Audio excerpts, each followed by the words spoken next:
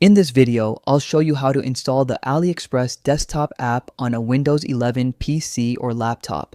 So let's get started. First, open Google Chrome or any web browser on your computer. In the address bar, type aliexpress.com and press enter. Once the website loads, make sure you're logged into your AliExpress account.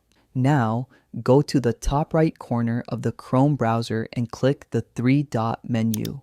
From the drop-down menu, hover your mouse over Cast, Save, and Share, then click Install Page as App from the sub-menu. A pop-up window will appear on your screen. Click the Install button to continue. After that, the AliExpress app window will open automatically. You can also check your desktop where the AliExpress app icon will be created automatically. You can double-click the icon anytime to open AliExpress directly without opening your browser first. And that's it. Don't forget to like, subscribe, and turn on notifications for more easy tutorials.